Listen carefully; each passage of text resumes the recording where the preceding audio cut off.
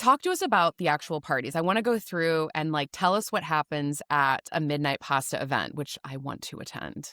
Give me the Yes, you have to. preview. Yeah. It really is a shared experience. Yeah. So we design it specifically so that not every single person has every single tool available to them.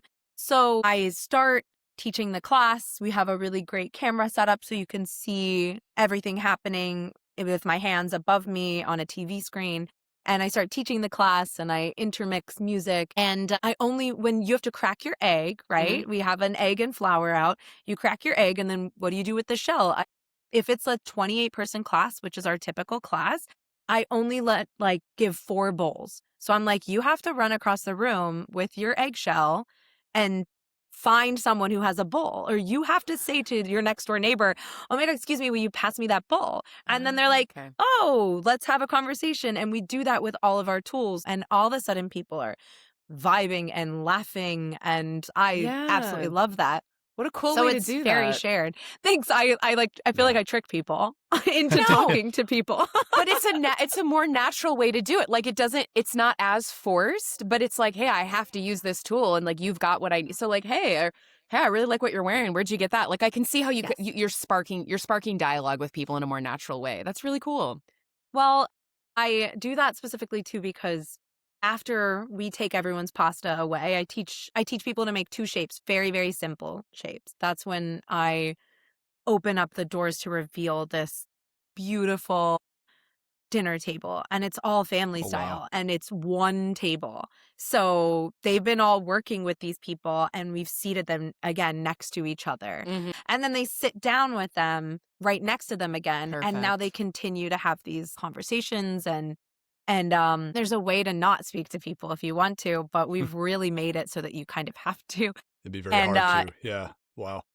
Yeah. and then we close the doors back, and now they're in like a whole different section. And so now they're just sitting, and we have red and white checkered tablecloths, Chianti bottles with little candles sticking out of them, candlelight everywhere. And it's so kitschy and cute and American Italian nice. Frank Sinatra's playing. It's just like what I want in my wildest Wow. dreams. Yeah. And we start everyone out with focaccia that we make. Yeah. And we do an olive oil service, and then we start bringing out the food, but like twist, it's all family style. So now they like really have to share their food. If you want to eat, you got to share. You got to Yeah. pass. You got to talk. But we're like really serious about keeping things hyper local. So I've created these awesome connections with different farms and farmers, and we change the menu every month almost. So in tomato season, we got a lot of tomatoes. In the winter, we're working with asparagus. And everything is very, very different. And I Yeah. love that. And And very seasonal, that part of the country. Like you said, that it's part of the country is very super seasonal. So you're not in seasonal. Florida Yeah. where you can just sort of get whatever, whenever. You're in a cold part of the year and you need to work with what Yes. you got, which is awesome. Yeah, even our eggs are local, like hyper local. wow. And a lot of times I'm like, I grew this. We're really, really obsessed with making it as local as possible. And I have the ability to do this because we're not a restaurant. I am only in a week going to be serving maybe 150 people that week. Well, and it's ticketed. So you also Yeah. know who's coming and what Yeah. you need to prepare for, which I think is every restaurant's dream, right? To not have the reservations fall off and that they know, okay, Friday night we're seating 250 people and that's going to be it, or whatever that number may be. Yeah. Exactly. Yeah, like our food waste is quite minimal. Yeah, we have a kind of dream setup in that way that a lot of chefs don't have. So we can be very, very specific with what we get, and nothing is written down. We can have that ability to just shift everything and say, here you are. Restaurant nerdiness talking about Oh, yeah. logistics of what's happening here. So let's talk about the logistics of the making of the pasta and then serving it, because you're bringing literal strangers off the street in to be your kitchen. So there's a lot of faith that you take, and obviously you know what you're doing to obviously be able to teach this. But man, that would terrify me. That's a good question. Has there ever been a moment like none of this can be served tonight? Or is it generally everyone kind of gets on board and knows what they're doing? Yeah. You make it fail proof. Yeah. Yeah, nobody's asked me that question before in an interview, and that's such a good question because people ask all the time when it comes out to them. They're like, there's no way we made this pasta. Like, you Mm. have pasta sitting back there. And I always say to them, there's no way I would spend that much time making pasta to swap this out. Like, it's a lot Yeah. of work. Yeah. No, we've kind of, like I said earlier, like, it feels foolproof because it is such an easy thing to do. And I make the simplest, or I teach the simplest form of pasta making. I was making this exact pasta when I was 5 years old. So everyone there who's over 18, I'm always like, you can do it. And we've had over 3,000 people now in our classes. And I can only remember one specific man who I was like so angry about his pasta because he wasn't paying attention. See? But that's one guy. And I yelled at him. Like, I'm You so handled it. bantery. Yeah. I was like, what are you doing? He was like, my wife's doing it. And I was like, that's not how this works here. Come back here. And I looked at his pasta and it was just like chaos. But otherwise, no. Like, we definitely have someone in the back when all the pasta comes back. We have someone checking it out. If something got clumped, if something is a little funky. But typically, I mean, I make everyone wash their hands like 3 times throughout the process. So it feels very clean. And I never have had anything absolutely disgusting happen. Well, that's good. A few people like to throw their ball of dough around and then it falls on the ground. And I'm like, well, now we can't use that. Please, Yeah. no, please throw that away. Please do not let that 100%. end up in the bowl. Yeah. Yeah. One girl was like, I don't care. And I was like, I don't care if you Everybody care. else Yeah, but does. all these Everyone else. strangers care. Exactly. Yeah, the health Yeah. department sure does. Yeah. I was like, we have Ask a them about great the 5-second relationship. rule. Yeah, it doesn't. It doesn't apply in real it does life, not everyone. apply. Just another tip and I trick. know. It's not a thing. 5-second rule is not a real thing, everyone. You heard it here first on Yeah, this yeah. show. I love that. Actually, Yeah. that girl Well, was that- very, very sweet. And she was so funny. I was like, just pretend, girl. We'll just go through the rest of the motions and then we'll slide it into the trash. Yeah, there you Well, go. the gauntlet has been thrown down now, Philadelphia. 3,000 people through the door, and you're talking, well, maybe 2 people have not been able to complete the task. So if there you are, don't a good be one of them. percentage. Yeah, I think that's pretty Yes. high. So let's talk about growth here a little bit. So, because you're not just in Philly, and I know is that correct that you've gone further out than that? Or you've We're done starting to. pop-ups? Okay.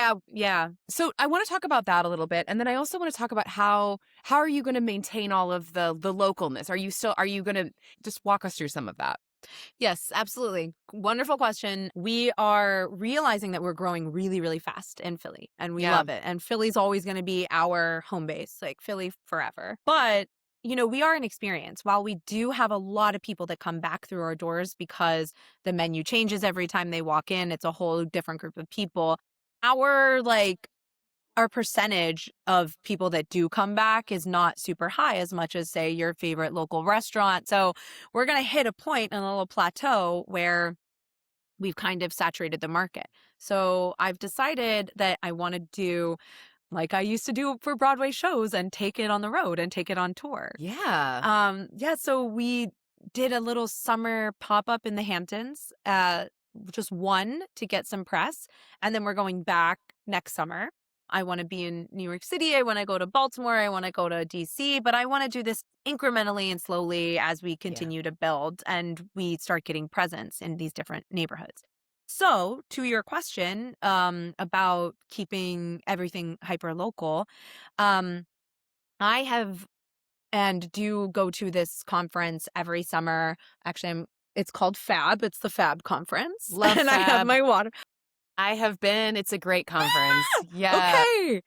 I tell every female business Yeah. owner in hospitality, they have to go. But I've made all these wonderful connections Yeah. with different restaurateurs in all of these big cities. What a great way to utilize that network. For those that don't know, FAB is the women in food service.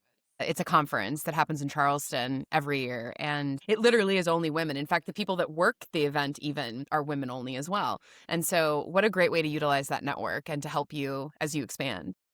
Yeah, I've been really lucky. I love that conference. Well, I will obviously want to know if you're bringing it out to Vancouver, but I know the answer is no. So I'll just move Why on. no? Why You no? never know I was that. gonna say. We don't get nice things here. Well, I if will you come are. anywhere I have a connection, I will go there. Okay. You watch watch well, out, out. then connection. Watch out, Spencer. Yeah, like Tony and Tina's wedding had like a 15-year run here. So like I theatrics. love Tony and Tina's wedding. That was such a Pasta good show. is there, obviously Vancouver is we love it apparently. So Oh It's my God, such a good show. thank you for saying that. That makes me so happy.